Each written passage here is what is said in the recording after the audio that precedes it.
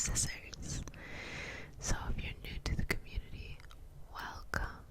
Welcome to this loving community in which you can come as you are. We are inclusive. You can be whomever you need to be, believe in whatever you need to be. And this is just a moment for us as a collective to come together. So before you get too sleepy, comment for me. Because you know I answer each and every one of those comments, and that's how YouTube works. Commenting is how the algorithm recommends the video to more people. And you know, if you don't have anything to say, put an emoji in there. That's good too. I appreciate that. Like, as well as subscribe. Share the video with someone who this can help them on their journey. But besides that, if you would like more, if you want to do some more learning,